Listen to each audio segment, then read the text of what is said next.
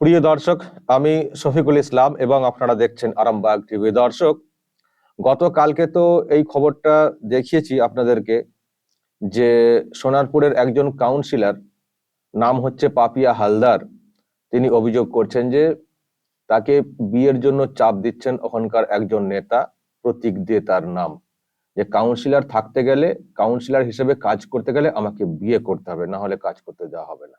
মানে এইরকম একটা অভিযোগ, এবং উনি অনেক সব অভিযোগ করেছেন দলের কাছে, প্রশাসনের কাছে। মানে তারপর উনি একটা ভিডিও বার্তা ছেড়েছিলেন ফেসবুকে। আমি বলেছিলাম যে কি অসহায় অবস্থা, যে ফেসবুকে বার্তা দিয়ে বলতে হচ্ছে তৃণমূল কংগ্রেসের এক নেত্রীকে যে আমি এইরকম অবস্থায় রয়েছি, যে দলের সুপ্রিমো হচ্ছেন একজন মহিলা, মুখ্যমন্ত্রী হচ্ছেন, পুলিশ মন্ত্রী হচ্ছেন একজন মহিলা, সেই দলের একজন নেত্রী এবং কাউন্সিলর, তাকে এইরকম অসহায় হয়ে ভিডিও বার্তা ছাড়তে হচ্ছে। তার মানে দলটা কেমন, সরকারটা কেমন। দর্শক, এটা তো একটা, কিন্তু গতকালকে আরো একটা খবর ছিল, যেটা আমি গতকালকে হাইলাইট করতে পারিনি, সেটা আমি এখন দেখাতে চাইছি।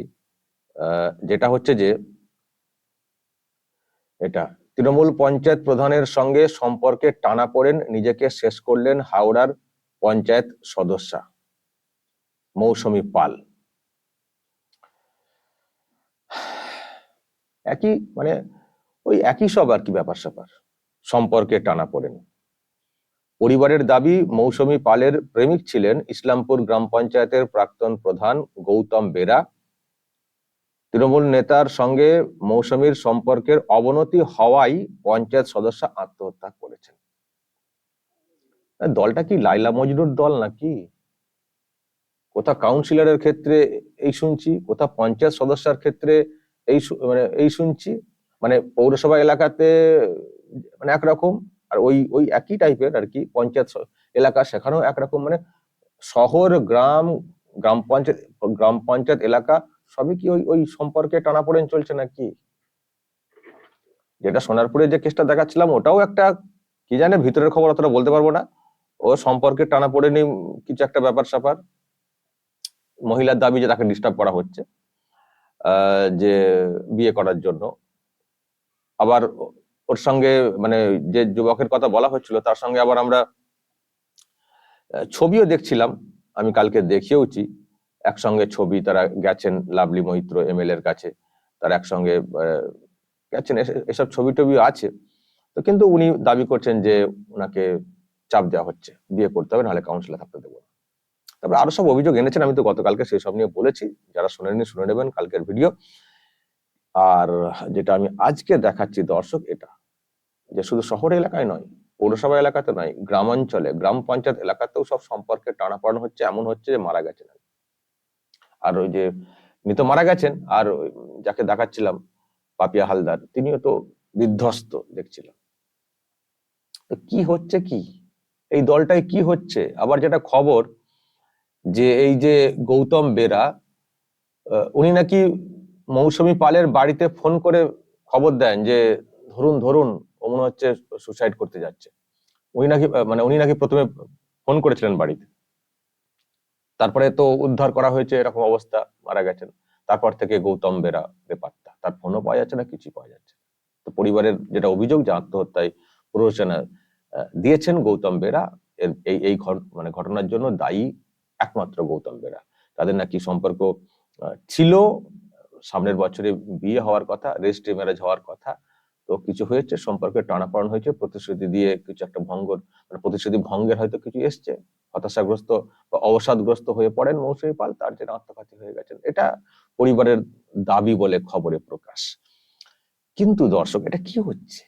এটা কি হচ্ছে? কাকে বিয়ে করতে চাপ দেওয়া হচ্ছে, কাকে বিয়ে করবো না বলা হচ্ছে? এটা প্রতিশ্রুতি ভঙ্গ, মানে সেটাই ভাবছি আর কি। তো সেখান থেকে অবসাদের ঘটনা ঘটছে, সেখান থেকে আত্মহত্যার মতো ঘটনা ঘটে যাচ্ছে। আর দলের নেত্রী কি করছেন? কাউন্সিলররা চাপে পড়ে যাচ্ছেন, পঞ্চায়েত সদস্য মারা যাচ্ছেন, তো মুখ্যমন্ত্রী কি করছেন? হ্যাঁ, মানে একেবারে লীলা খেলা চলছে আর কি দলটাতে একেবারে লীলা খেলা চলছে। আর লীলা খেলার জেরে সব সম্পর্কে টানাপোড়েন হয়ে যাচ্ছে, দিয়ে মানে এইরকম সব ঘটনা ঘটে যাচ্ছে। কি হচ্ছে আমি বুঝতে পারছি না। এটা তো সম্পর্কে টানাপোড়েন বলা হচ্ছে, আর যেটা আমি আগে বলছিলাম, ওটা নাকি চাপ দেওয়া হচ্ছে। মহিলাকে, সিনেমার মতো ওভাবে বিয়ে করতে হবে, না হলে এখানে এই করবো সেই করবো। সিনেমাতে হয় না, ভিলেনরা এসব করে। মানে একেবারে যাচ্ছে তাই অবস্থা। দর্শক, যে ধরনের সব খবর আসছে, মহিলারা নিরাপদ নন। কোথাও চাপ দেওয়া হচ্ছে, কোথাও ছেলে খেলা হচ্ছে তার জীবনের সঙ্গে, তার মন নিয়ে ছেলে খেলা হচ্ছে। অভিযুক্ত কারা? সেই তৃণমূলের নেতা। আমি কালকে দর্শক এটা আপনাদেরকে বলতে পারিনি, আমি বলতে এলাম এই জন্যই যে সত্যি দলটা সব দিক দিয়ে পচে গেছে, সব দিক দিয়ে। নীতি নৈতিকতা, মানে মানুষের জীবন নিয়ে খেলা, চুরি চুরিতে ছেড়ে দিন, ও তো হয়ে গেছে, ও তো আগে থেকে স্ট্যাম্প পড়ে গেছে।